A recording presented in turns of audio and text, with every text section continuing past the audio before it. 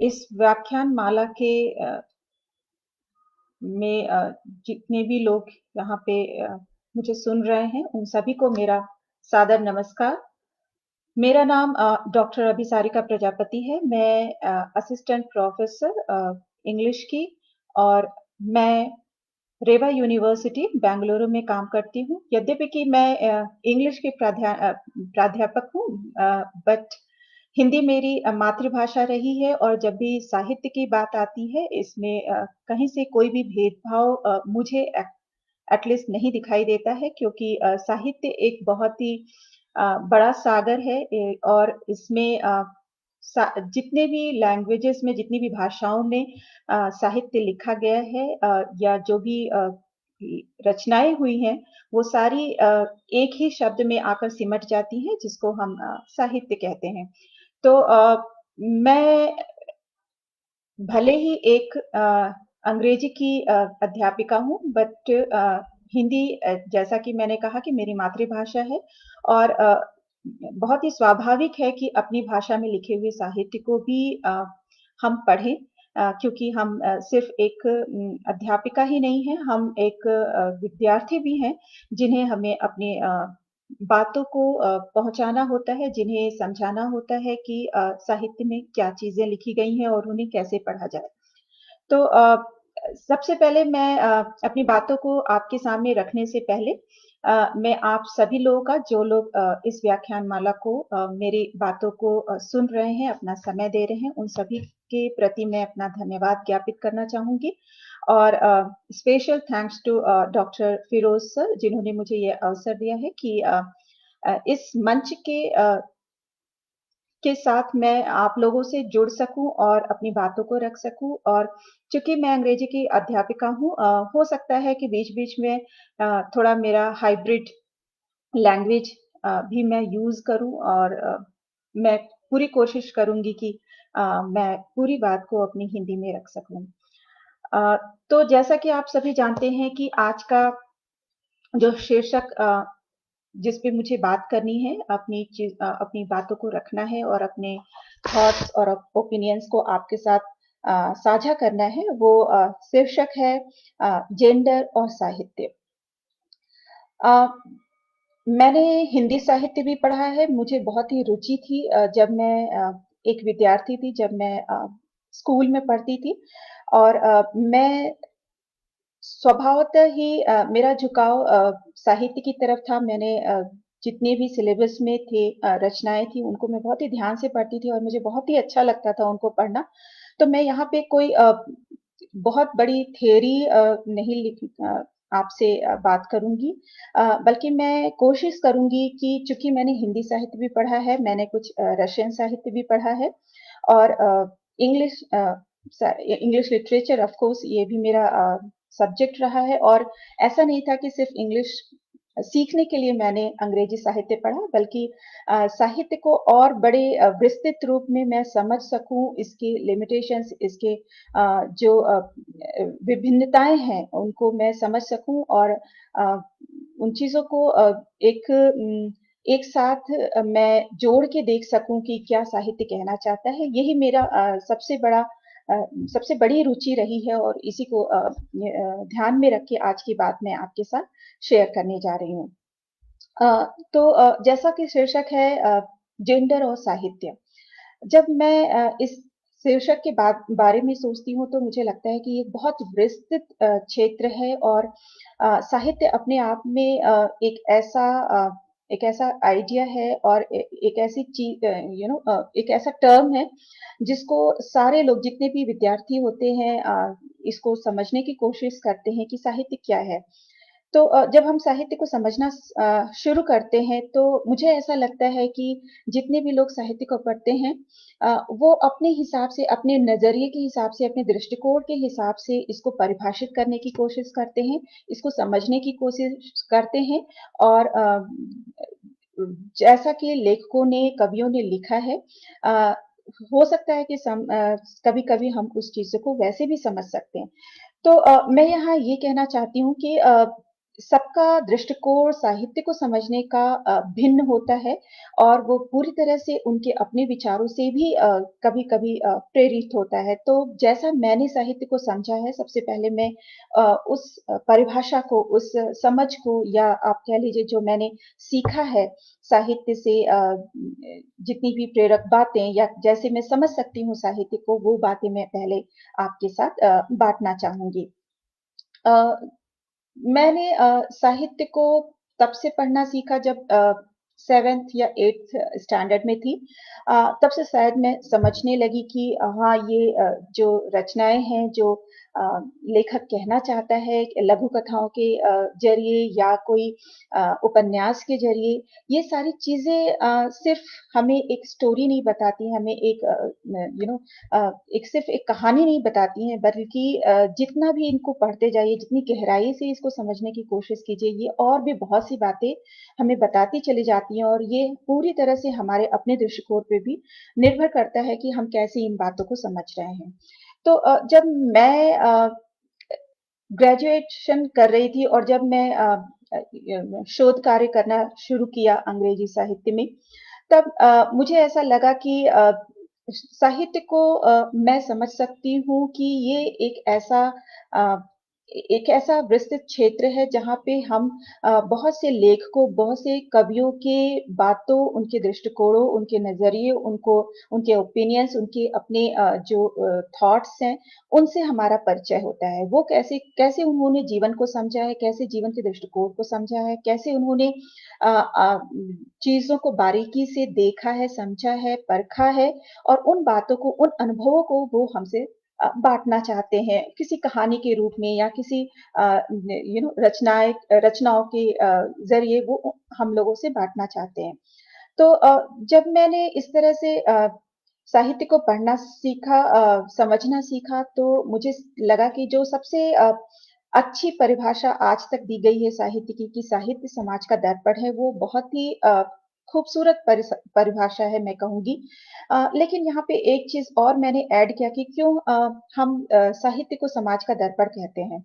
ऐसा नहीं है कि सिर्फ़ हमें उसके समाज का प्रतिबिंब उसमें नज़र आता है साहित्य में, बल्कि जो प्रतिबिंब हमें नज़र आता है साहित्य में, हम चाहते हैं कि जहाँ भी कहीं कुछ त्रुटियाँ हैं, कुछ गड़बड़ है, कुछ जो कि अच्छा नहीं दिख रहा है, हम ये भी सोचते हैं कि हम उन त्रुटियों को सुधार सकें। तो अगर लेखक या कवि साहित्य के ज़रिए या अपनी लेखनी के ज़रिए कुछ बातें पाठकों के तक पहुँचाना चाहता है, तो वो पूरी तरह से कोशिश करता है, अपना प्रयास रखता है कि उन बातों को वो वैसे ही अपने रीडर्स के साथ, अपने पाठकों के साथ साझा कर सके, उनको बाँट सके। तो एक चीज़ मुझे ये समझ में आई कि साहित्य सिर्फ़ समाज का दर्पण ही नहीं है, बल्कि साहित्य हमें समाज का प्रतिबिंब इसलिए दिखाता है ताकि जो समाज में त्रुटियाँ हैं, जो चीज़ें सुधारी जा सकती हैं, जिनमें हम कुछ इम्प्रूवमेंट ला सकते हैं, उन चीज़ों को हम अ, एक्सेप्ट करें और उन चीज़ों को हम कोशिश करें कि प्रैक्टिकली उन चीज़ों को हम उनका इम्प्लीमेंटेशन कर सकें। दूसरी जो चीज़ मैं देखती हूँ साहित्य में कि लेखकों ने, कवियों ने कारों ने अपनी बातों को रखा है। उन्होंने कुछ आइडियाज़ दिए हैं और मैंने ये देखा कि जब इस विश्व का साहित्य हम देखते हैं, क्योंकि पूरा तो नहीं ऑफ़ कोर्स लेकिन जो भी रचनाएँ हैं जो प्रतिष्ठित रचनाएँ हैं या जो बहुत बहुचर्चित रचनाएँ हैं, हम सोचते हैं कि हम उन्हें भी पढ़ें और जब पढ़ने के बाद मुझे एक बात और समझ में आती है कि जो लेखकों के द्वारा बातें कही जाती है वो सिर्फ़ ऐसे ही नहीं रखी जाती है। जब लेखक अपनी बात कहता है किसी रचना के माध्यम से, उन बातों को वो एक तरह के भाषा में प्रस्तुत करता है और वो भाषा बड़ी निराली होती है। वो भाषा को इतना मनमोहक ढंग से प्रयोग करता है कि जो बातें वो कहना चाहता है, हम उन बातों को एक अमिट छाप के जैसे अपने मन मस्तिष्क में लिए रहते हैं और वो चीज़ें हमारे जीवन को, हमारी जीवन शैली को भी कहीं हद तक प्रभावित करती हैं। तो जब हम इस चीज़ को देखते हैं तो मुझे ये लगा कि जो भी आज तक बहुत से नहीं नहीं सारे नहीं तो जितने भी नायक, महानायक, खलनायक हुए हैं आज तक अभी विश्व इतिहास में, जब मैं इतिहास के पन्नों को पलटना शुरू करती हूँ तो मुझे लगता है कि बहुत से ऐसे कैरेक्टर, बहुत से ऐसे लोग हुए हैं जो बहुत हद तक किसी और लेखक की बातों से, उनकी आइडियाज़ से, उनकी कही हुई जो वो कहना चाहते हैं, जिस तरह से वो भाषा का प्रयोग करते हैं, उनसे कहीं न कहीं तक उनका व्यक्तित्व भी प्रभावित होता है और वो व्यक्तित्व कुछ इस तरह से गढ़ा जाता है उनके रचनाओं के माध्यम से जो कभी-कभी तो हमें बहुत महापुरुष के रूप में वो व्यक्ति मिलते हैं जो समाज के लिए उद्धारक का काम करते हैं, जो हमें नई राह दिखाते हैं और कभी-कभी ये आइडियाज़ इतने विनाशकारी होते हैं कि वो हमें गलत राह भी दिखाते हैं या कुछ ऐसे व्यक्ति आते हैं हमारे सामने जो जिन्होंने शायद दुनिया का नक्शा ही बदल के रख दिया, जिन्होंने ऐसे चीज़ें इतिहास में की है जिनको हम कभी भूल नहीं सकते हैं। और इस बात को रखने के लिए मैं आपको 2 उदाहरण देना चाहूँगी। जो मेरे दिमाग में अभी आ रहा है। पहला है हिटलर। जब हम हिटलर का व्यक्तित्व देखते हैं तो हमें लगता है कि हिटलर ही एक ऐसा व्यक्ति था जो जिसके कारण शायद द्वितीय विश्व युद्ध हुआ। जिसकी मंशाएँ, जिसकी महत्वाकांक्षाएँ इतनी ज़्यादा थी कि उस महत्वाकांक्षाओं को पाने के लिए, उसको प्राप्त करने के लिए अ, उसने अपना सब कुछ लगा दिया और उसको अचीव करना चाहता था। लेकिन वो महत्वाकांक्षाएँ उसके व्यक्तित्व में आई कहाँ से? कहाँ से वो उस तरह के डिज़ायर उसके दिमाग में आए या उसके हार्ट में आए? शायद जब हम देखते हैं तो हिटलर आज के टाइम में आज के समय में अगर हिटलर का कैरेक्टर हमारे दिमाग में आता है, हम उसको देखते हैं या उसको हिटलर का नाम ही जैसे हमारे मन मस्तिष्क में आता है, तो एक चीज़ कौंधती है कि हिटलर का मतलब है क्रुएलिटी, हिटलर का मतलब है कोई ऐसा व्यक्ति जो बहुत क्रूर है, जो अपनी बात मनवाना चाहता है और जो भी जब भी एक अपनी बात मनवाने की जैसे ज़िद करता है या पावर पॉलिटिक्स अपना पावर दिखाना चाहता है, तो एक ही शब्द हमारे दिमाग में आता है और वो है हिटलर। सो जब मैं हिटलर के बारे में सोचती हूँ, तो मुझे लगता है कि हिटलर अपने जन्म के समय तो ऐसा नहीं रहा होगा, वो भी एक साधारण बालक रहा होगा, वो भी एक सिंपल सा लड़का रहा होगा। तो फिर ये उसका व्यक्तित्व ऐसा कैसे निखर के आया? जब हम इतिहास के पन्नों को पलटना शुरू करते हैं, उसकी जीवनी को समझना शुरू करते हैं, तो हम देखते हैं कि कैसे उसका व्यक्तित्व था वो बहुत हद तक वैगनर और नीत्शे जैसे अ, दार्शनिकों और विचारकों के विचारों से बहुत हद तक प्रभावित हुआ था। जब उसने उनके विचारों को पढ़ा, तब उसका व्यक्तित्व अपने आप उन विचारों के अनुसार अपने आप को ढालने लगा और उसने मन बनाया कि मुझे भी ये महत्वाकांक्षा मेरे अंदर होनी चाहिए, मुझे जीवन में ये उद्देश्य को प्राप्त करना है और उस उद्देश्य को प्राप्त करने के लिए उसने अपना सब कुछ लगा दिया और जो उसका परिणाम था वो सारे विश्व को भुगतना पड़ा। तो मैं यहाँ पे ये कहना चाहती हूँ कि साहित्य के अंदर बहुत ज़्यादा शक्ति होती है एक और वो विनाशकारी भी हो सकती है और वो बहुत ज़्यादा सृजनकारी भी हो सकती है। हाँ, लेखक हमेशा चाहता है कि वो कुछ अच्छा करे बट जब हम साहित्य की बात करते हैं और हम जब लेखकों के विचारों की बात करते हैं, कवियों के शब्दों की बात करते हैं, तो हमें एक बात ज़रूर समझना चाहिए कि साहित्य के ऊपर बहुत बड़ी ज़िम्मेदारी है। समाज को बनाने की या समाज को बिगाड़ने की, सही रास्ता दिखाने की या लोगों को गलत रास्ते पर ले जाने की। लेखनी के अंदर बहुत ही शक्ति है, ऊर्जा है जो लोगों के दिलो-दिमाग को पूरी तरह से परिवर्तित कर सकता है। या तो इसे अच्छी चीज़ों से भर सकता है या इसमें नेगेटिव बातें भी भर सकता है। लेकिन हाँ, मैं इस बात को भी मानती हूँ कि कभी-कभी जो विचार रखे जाते हैं, जो धारणाएँ, जो कॉन्सेप्ट रखे जाते हैं लेखकों के द्वारा उनकी रचनाओं में जब वो उन चीज़ों को पाठक पढ़ते हैं, तो उनका पढ़ने का नज़रिया भी कहीं हद तक साहित्य की चीज़ों को ग्रास्प करने में अपना एक योगदान देता है और उसके लिए हम ऑफ कोर्स साहित्य को जिम्मेदार नहीं समझ सकते। एक दूसरा उदाहरण है, क्योंकि ये हिटलर का मैंने एक नेगेटिव शायद नकारात्मक उदाहरण दिया है, तो एक और मैं उदाहरण रखना चाहूंगी कि कैसे साहित्य हमारी पर्सनालिटी को, हमारे व्यक्तित्व को निखार भी सकता है। हम सभी चंद्रगुप्त के नाम से परिचित हैं। प्राचीन इतिहास जिन लोगों ने भी पढ़ा है या भारतीय इतिहास से अगर आप परिचित हैं तो आप समझ सकते हैं कि चंद्रगुप्त एक ऐसा राजा था जिसने चाणक्य के शिक्षाओं पे चलकर अपने व्यक्तित्व को निखारा ही नहीं, बल्कि इस पूरे देश को एक ऐसी सीमा में बांधा जिसमें एक छत्र उसका राज्य था और उसने लोगों के अंदर एकता को बढ़ावा दिया। चंद्रगुप्त का नाम हम कभी भी भूल नहीं सकते और जब भी हम चंद्रगुप्त का नाम लेते हैं, चाणक्य का नाम स्वाभाविक रूप से हमारे जबान पे आ ही जाता है। तो जब हम चाणक्य और चंद्रगुप्त की बात करते हैं तो हम देखते हैं कि कैसे चाणक्य के विचारों के द्वारा, चाणक्य के लिखी हुई रचनाओं के द्वारा, उसकी सोच के हिसाब से उसने कैसे चंद्रगुप्त का व्यक्तित्व निखारा था, कैसे चंद्रगुप्त के व्यक्तित्व को एक ऐसे व्यक्ति के रूप में, एक ऐसे राजा के रूप में उसने विकसित किया था जो आगे चल के भारत को एक साथ जोड़ने के लिए काम करता है। तो ये दो उदाहरण मैं इसलिए दे रही हूँ ताकि हम लोग समझ सकें कि कैसे साहित्य का एक बहुत ही जिम्मेदार योगदान होता है, न सिर्फ समाज को बनाने और बिगाड़ने में, बल्कि एक व्यक्ति को पहचान दिलाने में, व्यक्ति की मंशाओं, उसकी महत्वाकांक्षाओं, उसके इच्छाओं को गढ़ने में भी कहीं न कहीं साहित्य का बहुत बड़ा योगदान होता है। तो जब हम जेंडर और साहित्य की बात करते हैं, क्योंकि चूंकि शीर्षक ही आज का जेंडर और साहित्य का है, तो मैं सबसे पहले जेंडर के बारे में बात करना चाहूंगी। जब अंग्रेजी साहित्य में मैं इस टर्म को समझना स्टार्ट किया, तो मैं इस जो शीर्षक है, जो शब्द है जेंडर, ये इंग्लिश का एक अंग्रेजी का शब्द है और जब मैं इसके लिए सब्स्टिट्यूट ढूंढ रही थी कि हिंदी में इसको क्या कहा जाता है, तो मुझे एटलीस्ट वो शब्द नहीं मिला जिससे मैं जेंडर को सब्स्टिट्यूट कर सकूं।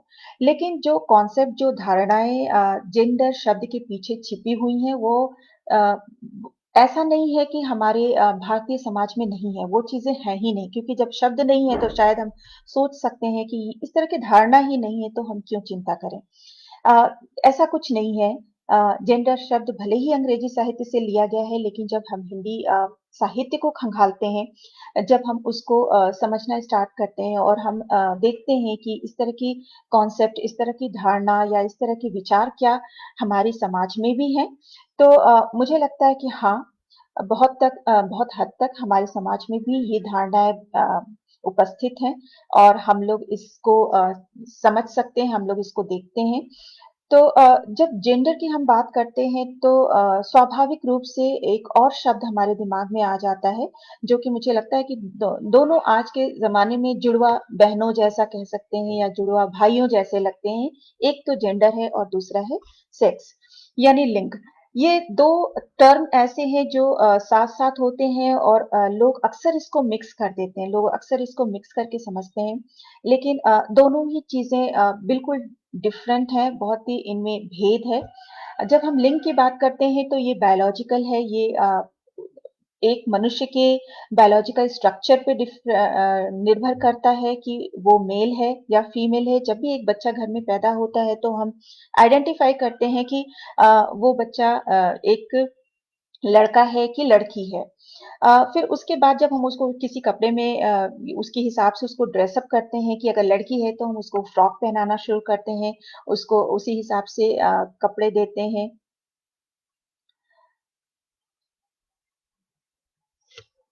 आई थिंक आप लोग मुझे सुन सकते हैं।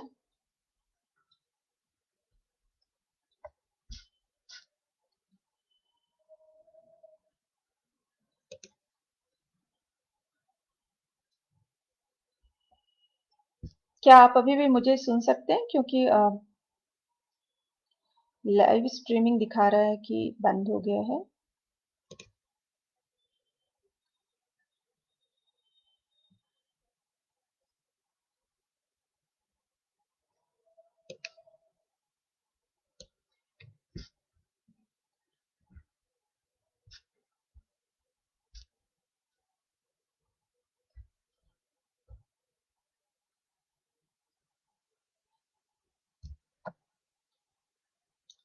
क्या आप मुझे बता सकते हैं कि क्या अभी भी आप मुझे सुन पा रहे हैं? क्योंकि मेरी तरफ से कुछ इंटरप्शन दिखा रहा है।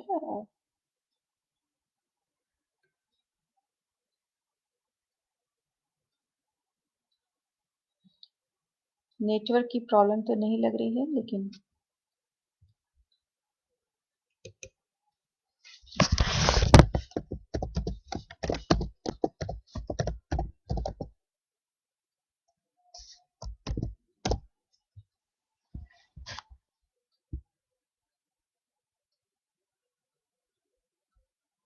जी, धन्यवाद। डॉक्टर लता अग्रवाल जी, क्योंकि इधर से इंटरप्शन दिखा रहा था, इसलिए मुझे लगा कि शायद कुछ तकनीकी प्रॉब्लम आ गई है। तो मैं बात कर रही थी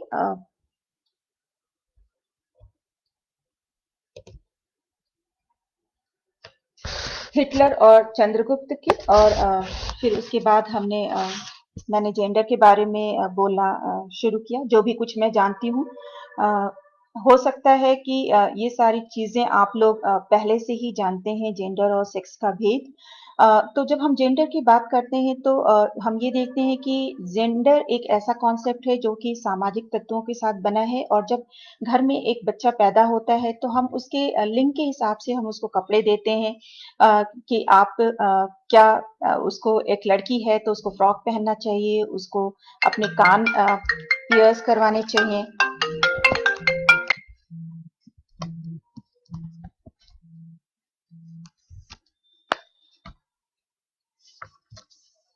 या हेलो।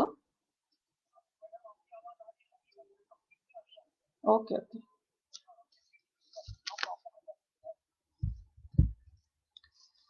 सो और जब वही लड़का है तो हम उसको लड़के के हिसाब से कपड़े देते हैं, शर्ट है, पैंट है, अ, ये सारी चीजें हम एक लड़के को पहनाते हैं। तो उसी समय से हम ये निर्धारित करना शुरू कर देते हैं कि जेंडर को कैसे, जेंडर रोल उस बच्चे को कैसे निभाना है। अगर वो लड़की है तो उसे कैसे रहना है, अगर वो लड़का है तो उसे कैसे रहना है। और जब ये बच्चा हमारी फैमिली में, हमारे परिवार में बड़ा होने लगता है तो हम अ, देखते हैं कि कैसे अगर लड़की कोशिश करती है कि वो पेड़ पे चढ़े और कूदे वहां से, या उछल कूद कर रही है, तो अक्सर हमने सुना है अपने परिवार में, अपने समाज में ये कहते हुए कि आप तो तुम तो लड़की हो, तुम्हें इस तरह से नहीं चढ़ना चाहिए पेड़ पे, तुम गिर जाओगी, तुम्हें चोट लग जाएगी। क्यों कैसे कहते हैं ऐसे? शायद इसका एक बहुत बड़ा कारण ये है कि वो सोचते हैं कि लड़कियों का शरीर बहुत नाजुक होता है, बहुत ही बायोलॉजिकली वीक होता है, और ये सारे कार्य उनको शोभा नहीं दे रहे हैं एक लड़की को। लेकिन वही काम अगर एक लड़का करता है तो उन्हें बहुत ही अच्छा लगता है, उन्हें लगता है कि वो बहादुर है और उसे ऐसे ही होना है, क्योंकि वो एक लड़का है। हमारे समाज में अक्सर हमने एक और कहावत सुनी है, जिसको जो कहते हैं कि मर्द को दर्द नहीं होता है। ऐसा नहीं है कि पुरुषों को दर्द नहीं होता है, पुरुष रोना नहीं चाहते हैं, लेकिन ये सारी चीजें ऐसी बनाई गई हैं जिसमें हमारे समाज के मुखिया और सामाजिक मुखिया जो भी कह लीजिए, अ, वो निर्धारित करते हैं कि एक पुरुष को कैसे रहना है और एक स्त्री को कैसे रहना है। मैं यहाँ पे आपको एक उदाहरण देना चाहूंगी। एक इंग्लिश में एक बुक है, सुधीर कक्कर की द ईगो आइडियल। बहुत ही अच्छी बुक है इंग्लिश में, लेकिन आई थिंक कि उसका हिंदी वर्जन भी होगा। अगर नहीं तो आप, अगर आप इंटरेस्टेड हैं इस टॉपिक में तो आप उसको पढ़ सकते हैं, बहुत ही सिंपल लैंग्वेज में लिखी गई है।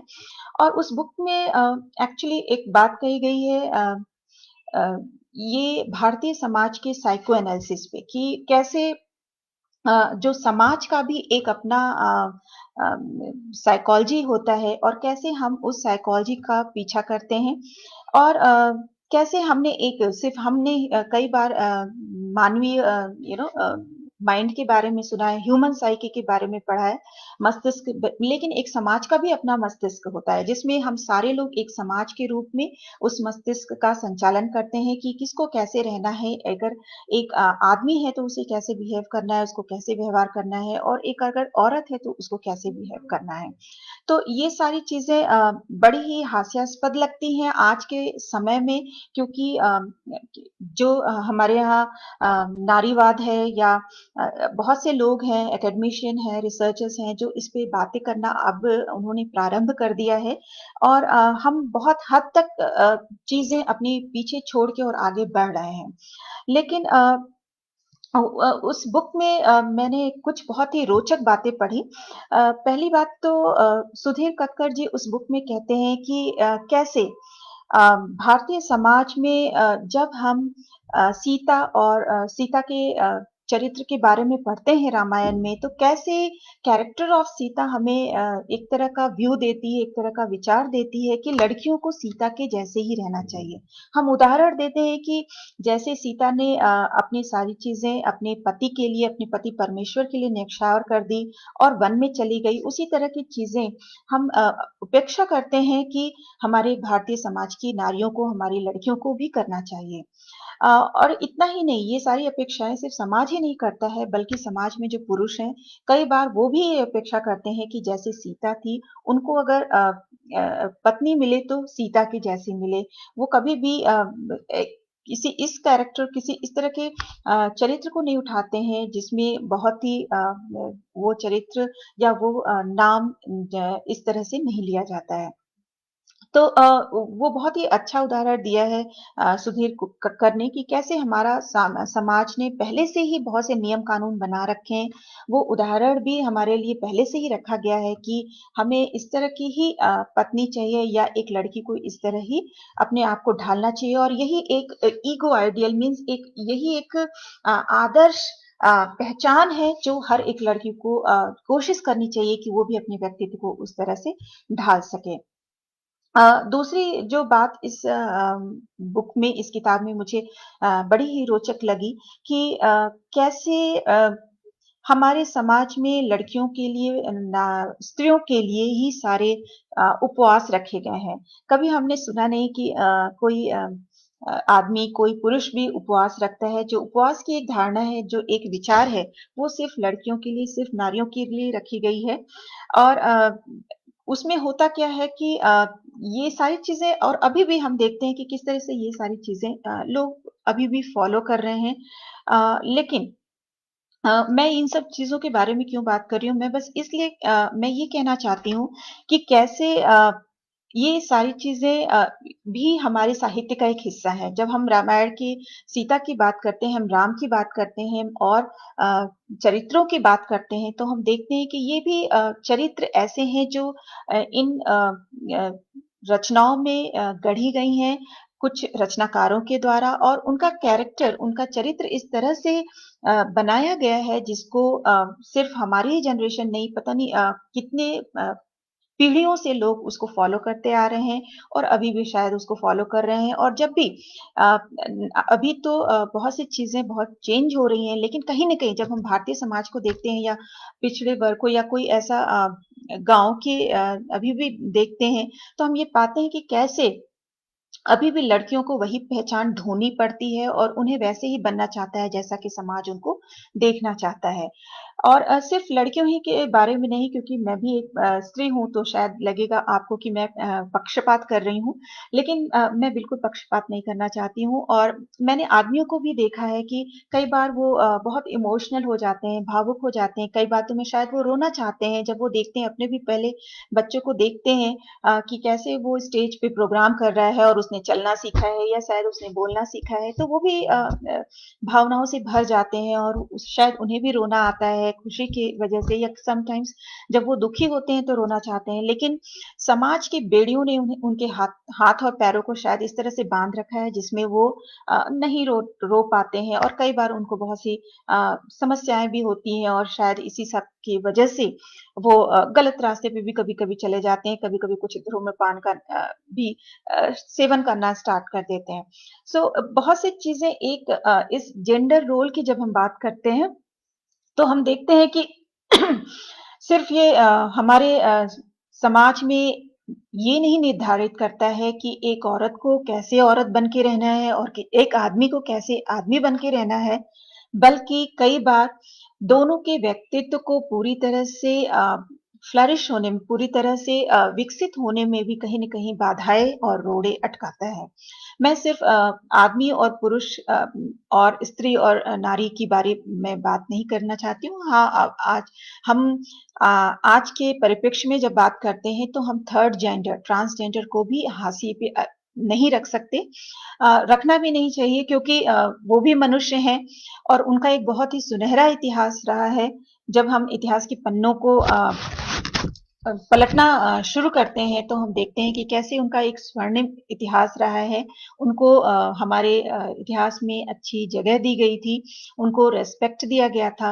लेकिन कहीं न कहीं चीज़ें बीच में डाइल्यूट हो गईं, डिस्टॉर्ट हो गईं शायद वो, और उनको वो रिस्पेक्ट दिया जाना बंद हो गया और लोग शायद उनको बहुत बुरी नज़र से या उनको एक ऐसे सेक्शन के रूप में समझने लगे जिनको जिनको हाशिए पे ही रहना चाहिए। ज़्यादातर हम देखते हैं कि कैसे ट्रांसजेंडर या तो सिग्नल्स पे दिखाएँगे देंगे, या उनको उनका काम है कि अगर किसी के घर में बच्चा होता है तो वो जाएँ वहाँ पे नाचे गाएँ, लोगों का मन बहलाएँ, और फिर लोग उनसे डरते हैं। ये सारी बातें हम सब जानते हैं, ये कोई नई बात नहीं है जो मैं बता रही हूँ। लेकिन मैं यहाँ पे कहना चाहूँगी कि अ, ज़रूरत क्या है इन सारी चीज़ों के बारे में बात करने की?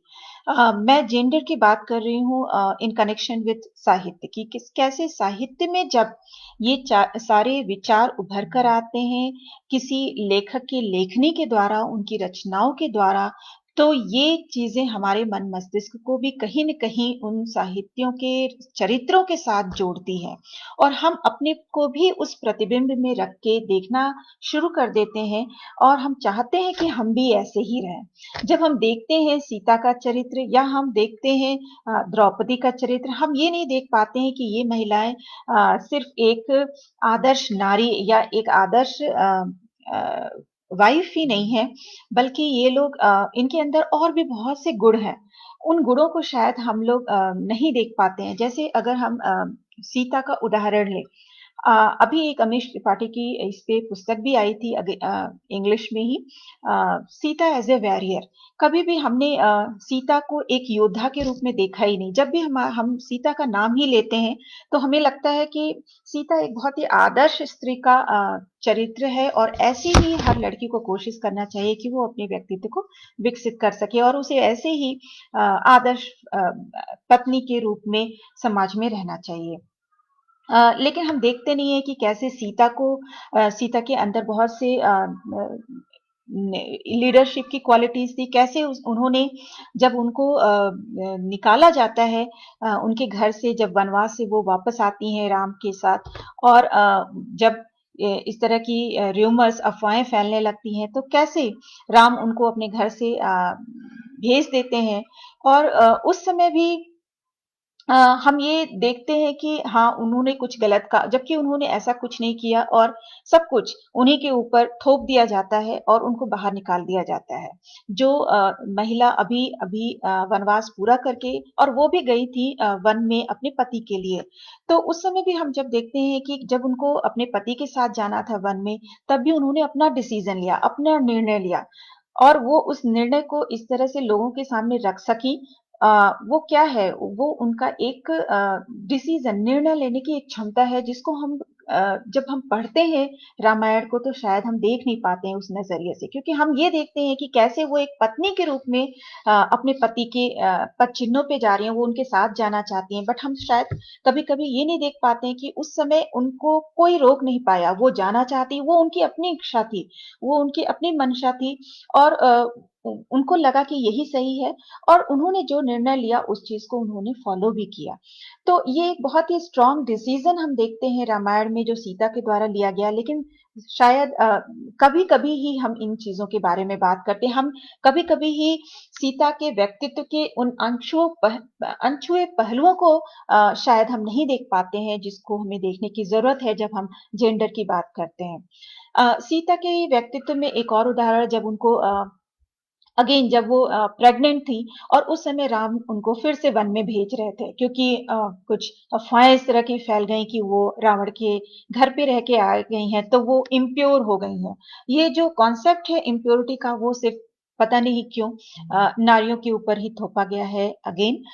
लेकिन हाँ, भारतीय समाज में प्योरिटी और इम्प्योरिटी महिलाओं की इन सारी बातों को बहुत हद तक बहुत ज़्यादा तूल दिया जाता है। तो उस समय भी मैं देखती हूँ जब सीता के चरित्र को, तो मैं ये देखती हूँ कि कैसे उनको भेज दिया गया और उन्होंने कुछ भी उन्हें ऑफ कोर्स कुछ शिकायतें थी, लेकिन हम देखते हैं कि कैसे वो वन में जाती हैं और उस समय वो गर्भवती थी और वो अपने 2 बच्चों को जन्म देती हैं और कैसे वो अकेले ही अपने दोनों बच्चों को पालती हैं, कैसे उनको बड़ा करती हैं। और ये एक बहुत छोटी बात नहीं है। हम आजकल हम कौन से बात करते हैं सिंगल पेरेंटिंग की, हम बात करते हैं कि कैसे एक मदर भी कैसे इंडिविजुअली अपने बच्चों को पालती है, लेकिन ये सारी चीजें बहुत पहले ही हमारे साहित्य में थी, जिनके बारे में शायद हमने खुलकर कभी बात नहीं की।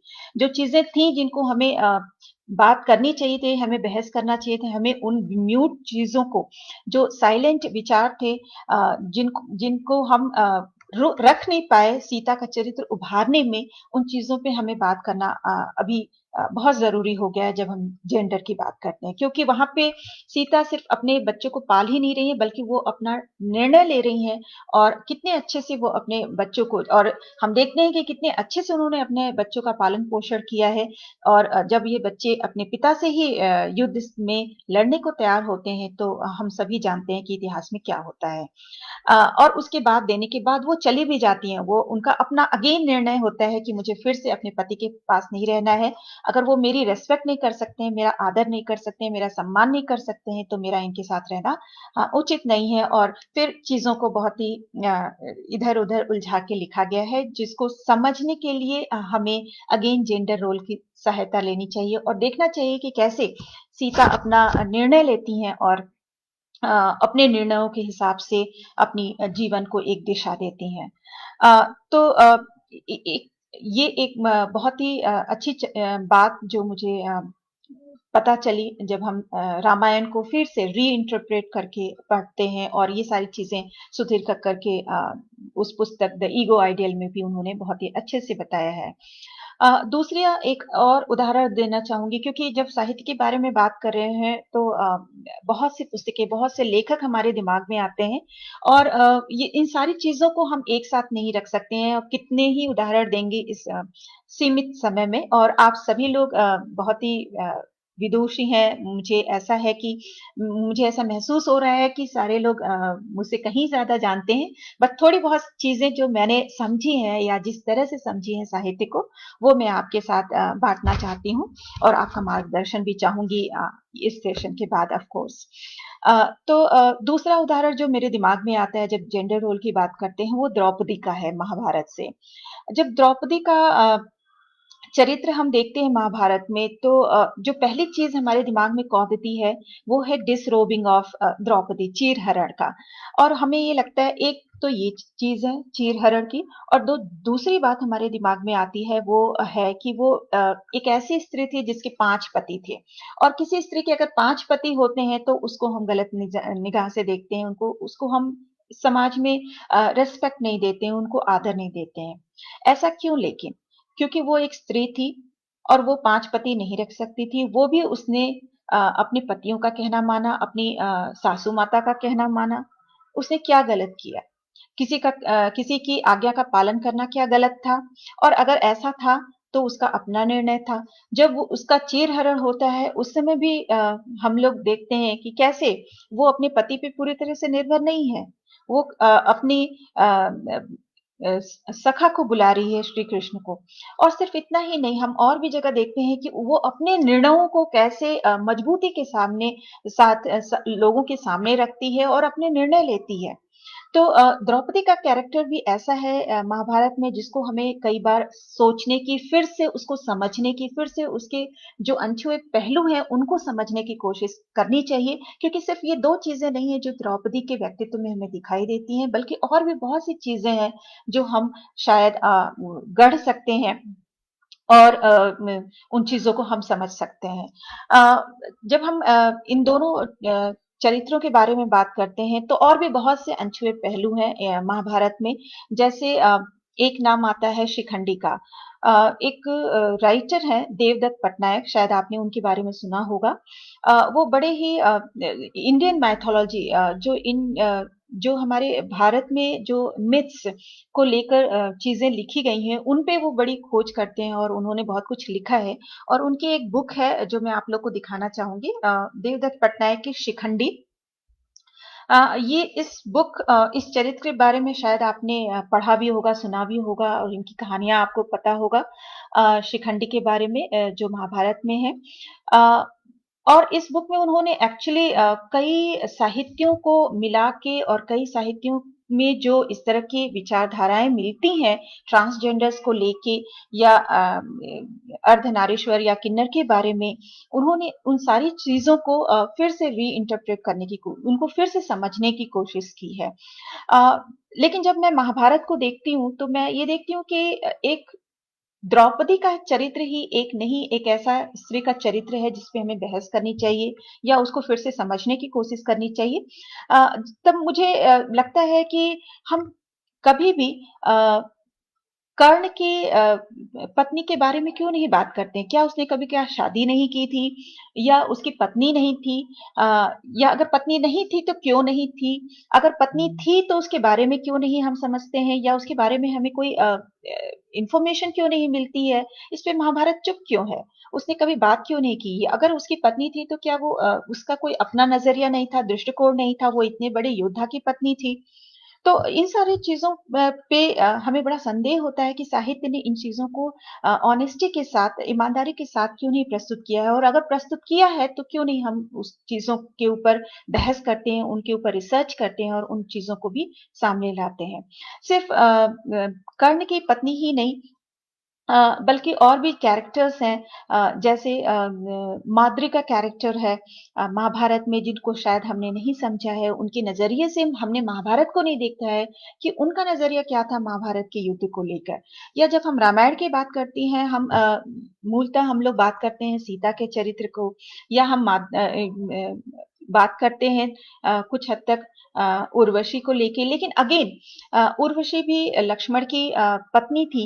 जब उनकी बात आती है तो हम देखते हैं कि लक्ष्मण अपने भाई और भाभी के साथ वन में चले जाते हैं, लेकिन उर्वशी उसका क्या होता है? वो क्या ऐसे ही उसको अपना जेंडर रोल निभाना होता है कि वो एक स्त्री है और उसका पति वनवास गया है, तो उसको 14 साल तक इंतजार करना है, प्रतीक्षा करनी है, या और भी, या उसका क्या नजरिया था, क्या विचार थे उसके?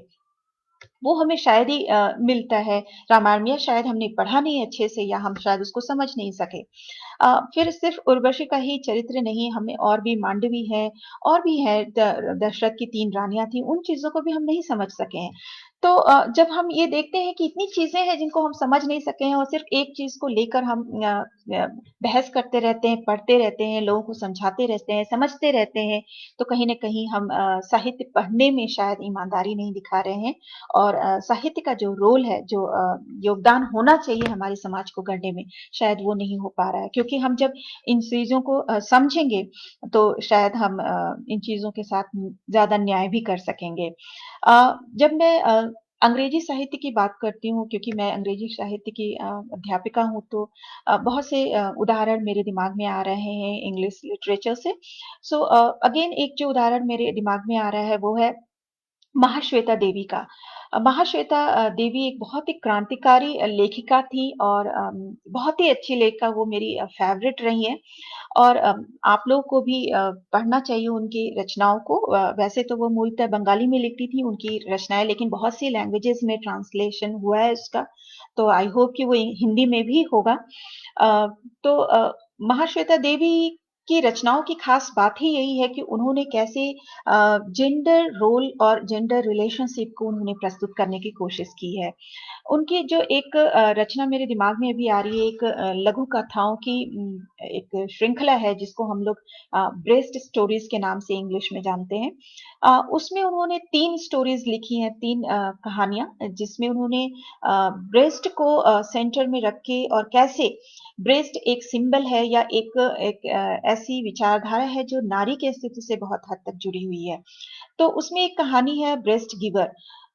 वो उस स्टोरी में यशोदा नाम की एक चरित्र है, जो कि ब्राह्मण है और उसको उसको कोई जॉब उसको अपने घर को पालना-पोषना होता है और उसका पति चूँकि एक्सीडेंट में उसके पति का प्रॉब्लम होता है तो उसे अब अपने घर को देखना है, उसकी फाइनेंशियल स्थिति को देखना है। तो वो क्या करती है उसका बच्चा रहता है छोटा और वो अपने दूसरे लोगों के घरों में जाती है और लोग उससे कहते हैं कि तुम अपना दूध मेरे बच्चे को भी पिला दो क्योंकि वो स्त्रियां रहती हैं उस समाज में उन सेक्शन ऑफ सोसाइटी में वो नहीं पिलाना चाहती हैं अपना दूध अपने बच्चे को तो वो यशोदा से कहती हैं कि तुम तो you are full with milk तो आप अपना मिल्क थोड़ा हमारे बच्चे को भी पिला दो और यशोदा इसको अपना काम समझ लेती है वो अपने इस चीज को अपना पेशा समझ लेती है बना लेती है आप कह सकते हैं कि मदरहुड और वो ये काम करती रहती है और बच्चे को दूध पिलाने के लिए ये भी बहुत जरूरी है कि वो हमेशा प्रेग्नेंट रहे उसके छोटे बच्चे रहें तभी वो ये एक बायोलॉजिकल अर्ज है एक बायोलॉजिकल सिस्टम है कि छोटा बच्चा नहीं है तो वो उसको दूध नहीं पिला सकती और उसके लिए वो वन आफ्टर अनदर बच्चे पैदा करती चली जाती है चूंकि वो उसका काम ही उसका पेशा ही बन गया था कि दूसरे के बच्चों को दूध पिलाए तो वो करते-करते एक समय ऐसा आता है जबकि वो धीरे-धीरे अब उसका शरीर क्षीण हो रहा है, उसमें अभी उतनी शक्ति नहीं रह गई है और एक दिन वो देखती है कि किस तरह से वो बीमार पड़ रही है और उसको ये काम करते-करते अब वो कैंसर का शिकार हो जाती है। तो उसको कैंसर कैंसर हो जाता है और लोग उसके पास आना नहीं चाहते हैं। उसकी स्थिति बड़ी ही दयनीय हो जाती है, लोग उसके पास नहीं आना चाहते हैं क्योंकि वो ब्राह्मण है। लोग सोचते हैं कि अगर ये मेरे पास आके मरेगी तो फिर वो प्रॉब्लम होगी क्योंकि जो हमारे समाज में अगेन जो कास्ट हायरार्की को लेके चीजें हैं उसके हिसाब से बहुत से और भी नियम कानून हैं तो उसका उसकी स्थिति बहुत ही दयनीय है और हम देखते हैं कि कैसे बेचारी अपने इस रोग के कारण वो पूरी जिंदगी इन लोगों के बच्चों को दूध पिलाती रही और जो माँ जो स्त्री दूसरे के किसी भी बच्चे को अगर दूध पिला रही है तो उसकी माता भी हुई तो एज ए नारी वो कैसे अपने रोल को निभा रही है लेकिन इन रिटर्न उसको कुछ नहीं मिल रहा है उसके पास कोई अपना बच्चा नहीं है जो आए और उसकी देखभाल करे और उसके चीज़ों को समझे कि कैसे उसने अपना सर्वस्व न्यौछावर कर दिया है, ये सारी हमें चीज़ें नहीं दिखती हैं। तो ये जो चित्रण है यशोदा की लाइफ़ का, वो बहुत ही रोचक और बहुत ही अच्छे ढंग से प्रस्तुत किया गया है महाश्वेता देवी के उस कहानी में और उसमें बहुत ही अच्छे ढंग से दिया गया कि कैसे जेंडर रोल डिसाइड कर रहा है कि उसे क्या करना है। वो और भी बहुत सी चीज़ें कर सकती थी लेकिन वो उस चीज़ को नहीं करती और कैसे लोग ये समझते हैं कि बच्चे को दूध पिलाना तो माँ का कर्तव्य है, वो उसे करना ही चाहिए। इसमें कौन-सी बड़ी बात है? तो इस चीज़ को हम समझ नहीं पाते हैं। आज के ज़माने में जब हम जेंडर की बात करते हैं तो हमें ये सोचना चाहिए मुझे बहुत ही I should congratulate actually the men of our society nowadays in our time क्योंकि जब हम ये देखते हैं कि कैसे पहले जब हमारे ज़माने के या जो मेरे पिताजी थे अगर मैं बात करूँ, तो बड़े ही रौबदार बहुत ही एक बात उन्होंने अगर कही नहीं कि हमें उनके सामने तुरंत खड़े हो प्रस्तुत हो जाना है और हमें उनकी बात माननी ही है। ये सारी चीज़ें थी और माँ का काम था कि किचन में काम करना और हमारी देखभाल करना। ये सारी चीज़ें व्यवस्थाएँ अपने आप ही बनी हुई थी चूँकि हमारे हम जेंडर की बात कर रहे हैं। जेंडर पहले से डिसाइड था कि किस जेंडर को कौन-सा काम करना है। लेकिन अब जब आज के परिप्रेक्ष्य में हम ये चीज़ें देखते हैं तो हम ये नहीं कह सकते कि चीज़ें बदल नहीं रही हैं। शायद उस स्पीड से नहीं बदल रही हैं लेकिन चीज़ें बदल रही हैं और आज हम ये देखते हैं कि कैसे आज के जो आधुनिक पिता हैं वो कैसे अपने बच्चों का ध्यान रखते हैं।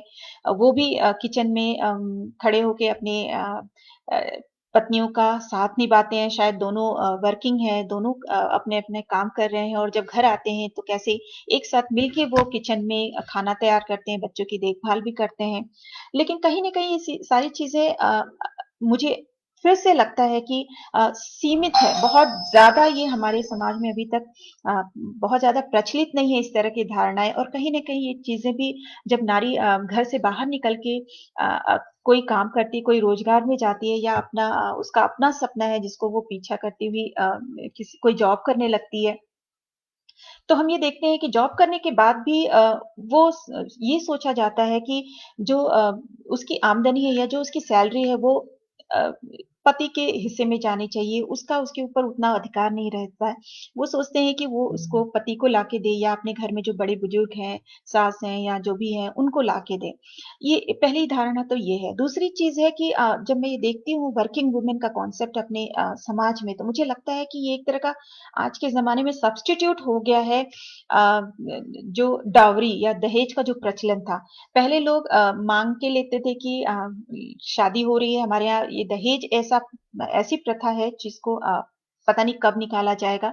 लेकिन हाँ, मुझे ये लगता है कि बहुत हद तक इसका स्वरूप बहुत बदल गया है। पहले जब शादी होती थी तो लड़की के घर की तरफ से बहुत बड़ा दहेज जाना बहुत ज़रूरी था लड़के के घर। लेकिन अब हम देखते हैं कि कैसे लोग दहेज मांगने से ज्यादा अब ये सोचते हैं कि लड़की अगर जॉब कर रही है, अगर लड़की किसी रोजगार में कुछ काम कर रही है, तो वो अपने आप में एक दूसरा फॉर्म है दहेज का। तो हम ये देखते हैं कहीं न कहीं ये चीज़ें बदली तो है लेकिन मानसिकता नहीं बदली है। मानसिकता वही है, बस चैनल डिफरेंट हो गया है। लोग अभी भी सोच रहे हैं कि महिलाएँ हैं और उनको अपना काम करना ही है। वो अगर जॉब करने जा रही हैं तो वो जाएँ, लेकिन घर वापस आने के बाद उनको खाना बनाना ही है। तो चीज़ें जब जेंडर रोल की हम बात करें तो ये चीज़ें कहीं न कहीं उतनी बदल नहीं रही हैं। और हमें लोगों को अपनी बात समझाने की कोशिश करनी चाहिए कि और कैसे समझा सकते हैं। अक्सर जब मैं भी क्लास लेती हूँ और अपने बच्चे को जेंडर रोल के बारे में समझाती हूँ, तो जब मैं जूडिथ बटलर की परफॉर्मेटिविटी की बात करूं या निवेदिता मेनन की बॉडी पॉलिटिक्स की बात करूं तो शायद उनको ये चीजें उतनी अच्छी तरह से प्रैक्टिकली समझ में नहीं आएंगी या उनका हम शायद व्यवहारिक पक्ष नहीं समझ सकेंगे। तो मैं अक्सर उनको ये उदाहरण देती हूँ जो मैं आप लोगों के साथ भी बांटना चाहूंगी कि जब घर में सारे लोग रह रहे हैं, एक फैमिली, एक परिवार के रूप में हम रह रहे हैं, तो और सारे खाना खा रहे हैं और जब खाना खा रहे हैं तो खाना किसी बर्तन में बन रहा है और जब वो उस बर्तन को साफ करने की बात आती है तो ये सारी चीजें क्यों घर की लड़कियों के लिए, औरतों के लिए ही रख दिया जाता है। क्या आदमी खाना नहीं खा रहे हैं और जब वो खाना खा रहे हैं तो खाना बना क्यों नहीं सकते हैं, और बना रहे हैं, खा रहे हैं तो उस प्लेट को धुल क्यों नहीं सकते हैं। जब ये सारे काम वो करने लगते हैं तो हमें लगता है कि ये उनका काम नहीं है। क्यों काम नहीं है? क्या वो जब वो कपड़े पहनते हैं तो वो अपने कपड़े धुल भी सकते हैं। जब वो उस घर में रहते हैं तो घर को साफ भी कर सकते हैं। उनके भी बच्चे संभालना सिर्फ औरतों का अगेन काम नहीं है। वो पुरुषों के भी बच्चे हैं तो पुरुष को भी संभालना चाहिए। तो अगर इस तरह की चीजें आ रही हैं तो वो एक्चुअली अपने घर की महिलाओं की हेल्प नहीं कर रहे हैं। ये एक बहुत बड़ा की सहायता कर रहा हूँ, मैं हेल्प कर रहा हूँ। ये अच्छी बात नहीं है। इस चीज को हमें दिमाग से निकालना होगा कि आप कहीं से भी हेल्प नहीं कर रहे हैं। आप सिर्फ अपना काम कर रहे हैं, ये आपके हिस्से का भी काम है। अगर आप महिलाओं से ये अपेक्षा करते हैं कि वो काम करें, वो इनकम उन फैमिली के लिए उनका इनकम हमारे काम आए, तो दूसरी तरफ हमें ये भी सोचना चाहिए कि हम उनकी हेल्प नहीं कर रहे हैं बल्कि इस घर को सजाने, संवारने और विकसित करने में हम अपना योगदान दे रहे हैं। तो ये कुछ बातें थी। अगेन मैं बहुत ही कहना चाहूंगी ये बात कि जो आज के पुरुष हैं हमारे समाज में, वो बहुत ही उनका जो स्वरूप है वो बहुत बदल रहा है। अब वो उनका नजरिया बदल रहा है, दृष्टिकोण बदल रहा है स्त्रियों के रोल को देखने के लिए।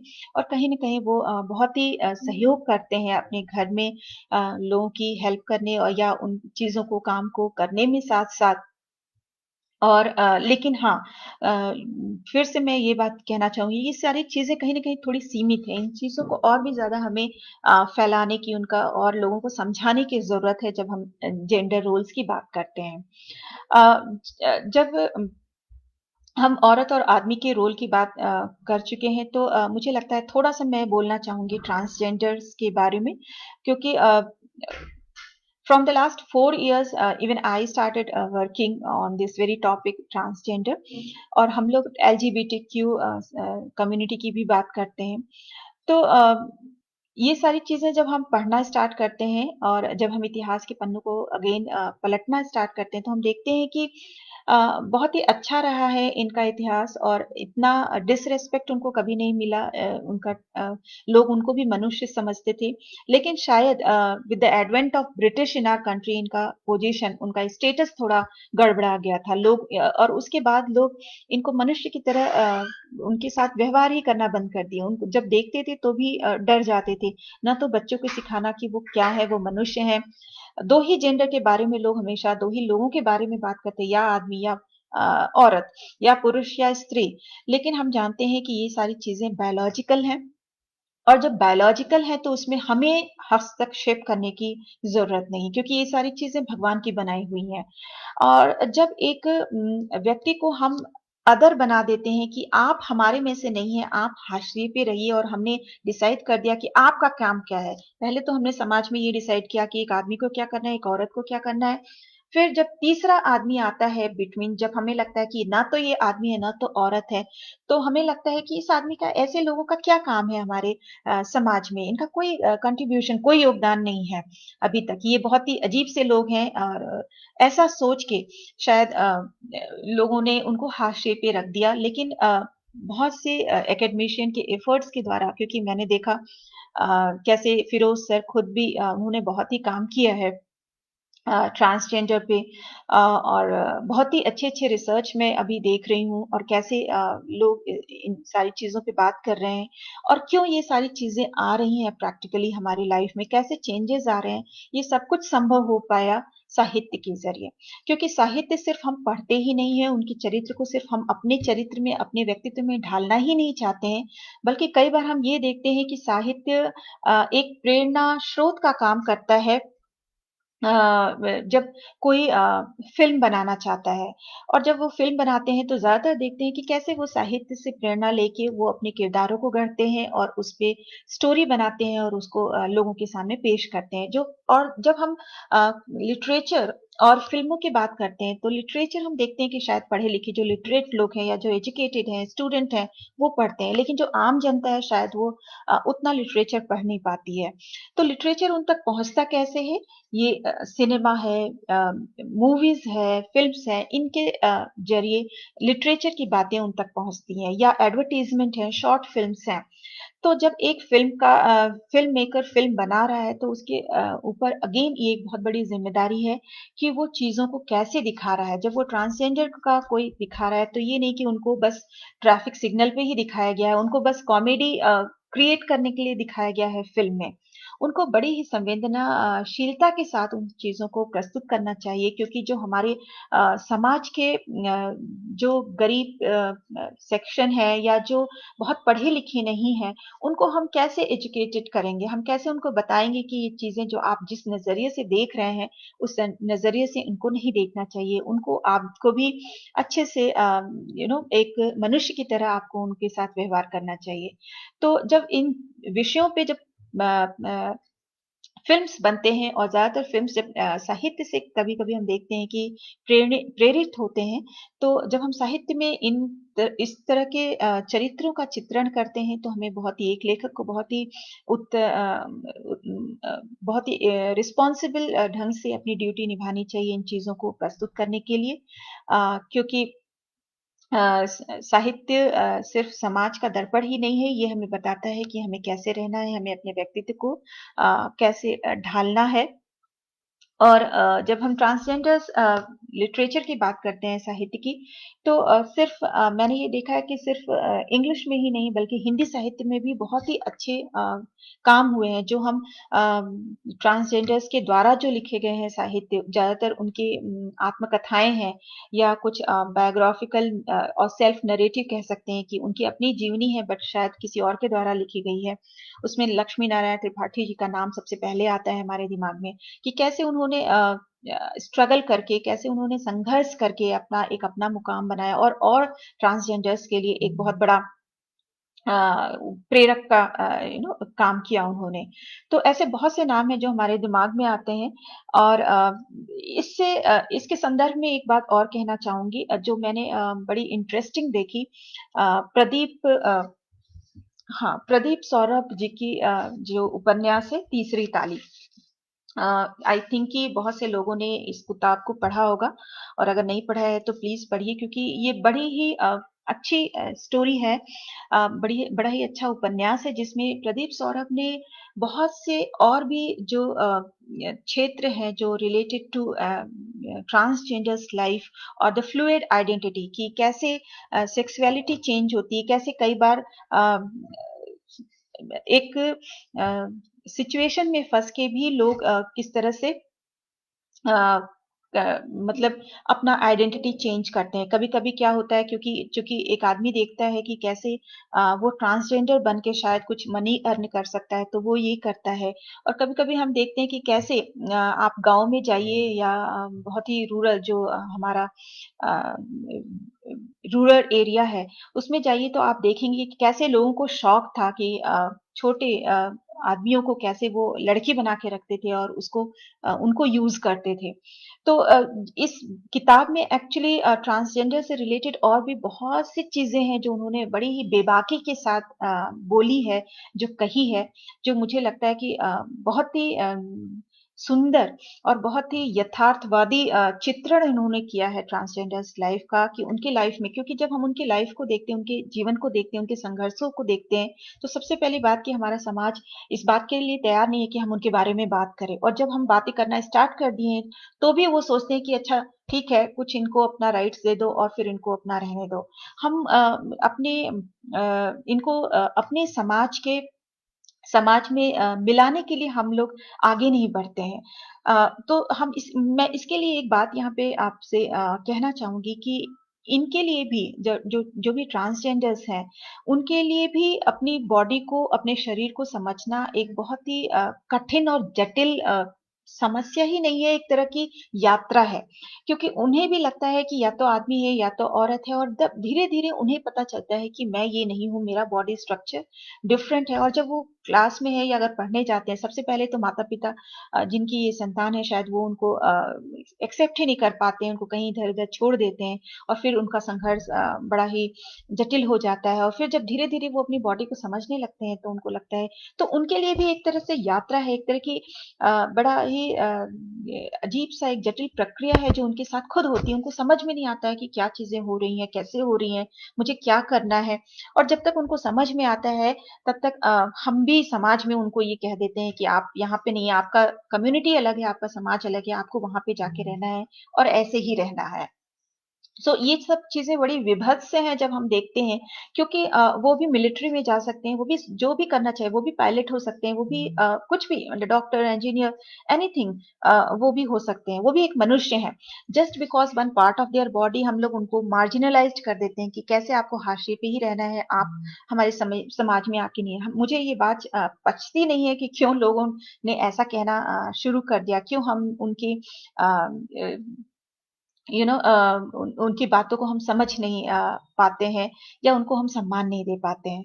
तो ये सारी चीज़ें हैं जो चिंता का विषय है। हाँ, मैं ये ज़रूर कहना चाहूँगी कि ये चीज़ें उतनी अभी नहीं है, लेकिन हाँ, बहुत सा काम करना अभी भी बाकी है, हमें बात करना बाकी है।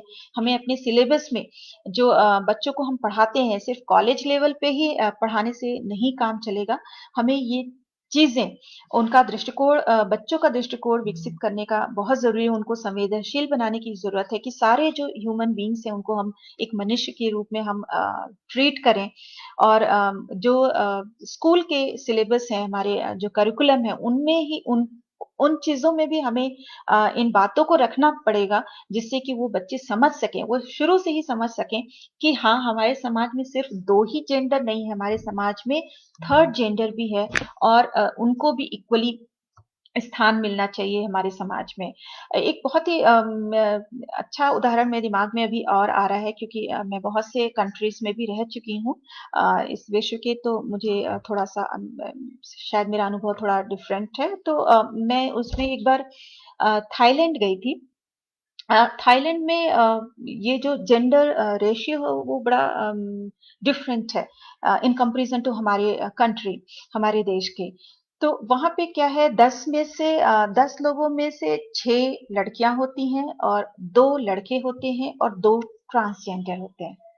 और ये अमूमन वहाँ होता है, वहाँ पे ज़्यादातर लड़कियाँ होती हैं और 10 में से मैंने बताया आपको, और 2 लड़के और 2 ट्रांसजेंडर। और वहाँ पे लोग बड़े ही हेल्दी रूप में, बड़े ही इसको अच्छे तरीके से लोग लेते हैं, क्योंकि ये इनका लाइफ का, उनके समाज का वही स्ट्रक्चर है। उनको पहले से ही समझ में है कि ये चीज़ें हैं और हमें उन सेक्शन ऑफ सोसाइटी को अलग नहीं रखना है। उन्होंने सब पहले से ही ये व्यवस्था अपने यहाँ बना रखी है कि हमारे यहाँ ऐसा सिस्टम है, इतनी लड़कियां हैं, इतने लड़के हैं और इतने मतलब हमारे यहाँ ट्रांसजेंडर है। और जब हम ट्रांसजेंडर्स की बात करते हैं, कोई भी फॉर्म आप भरिए या कुछ भी, तो यूजुअली अभी तो आता है मेल, फीमेल, अदर, या ट्रांसजेंडर, इस तरह की कोई व्यवस्था नहीं है उनके लिए। जब उन्हें टॉयलेट भी चाहिए होता है कहीं भी, सार्वजनिक रेस्ट रूम वगैरह, वहां पे भी उनको बड़ा एक उलझन में फिर से हम डाल देते हैं कि मेल में जाए, फीमेल में जाए, ट्रांसजेंडर के लिए कोई व्यवस्था नहीं है। लेकिन मैंने थाईलैंड में देखा कि ये इस तरह की चीजें नहीं है, वहां पे उन लोग के लिए भी पूरी व्यवस्थाएं हैं। और सिर्फ इतना ही नहीं, जब वो शॉपिंग करने के लिए किसी को शॉपिंग कॉम्प्लेक्स में जाते हैं, उन्हें कपड़े खरीदने होते हैं, तो उनके लिए भी डिफरेंट तरह के कपड़े हैं जो उनको शायद पसंद आएंगे, उनकी रुचि के हिसाब से हैं। तो मैंने देखा कि सिर्फ लड़कों के कपड़े नहीं मिल रहे, सिर्फ लड़कियों के ही कपड़े नहीं मिले, बल्कि ट्रांसजेंडर्स के लिए, एलजीबीटीक्यू सोसाइटी के लिए भी, उनकी कम्युनिटी के लिए भी हैं चीजें। तो जब वो हर तरफ चीजें सामान्य देखते हैं कि हाँ हमें भी स्थान मिल रहा है, तो उनको कुछ भी अलग सा नहीं लगता है। लेकिन जब हम अपने समाज की बात करते हैं, तो ये व्यवस्थाएं कहीं ना कहीं नहीं है, या पता नहीं, नहीं है, मुझे तो बिल्कुल लगता है कि नहीं है, कम तो मैं नहीं कहूंगी। हाँ, हमें और इस पे काम करने की बहुत ज़रूरत है, और स्कूल लेवल से ही हमें बच्चों को शिक्षित करने की ज़रूरत है, जिससे हम लोग चीज़ों को और भी ज़्यादा समझ सके, और सबको न्याय दिला सकें।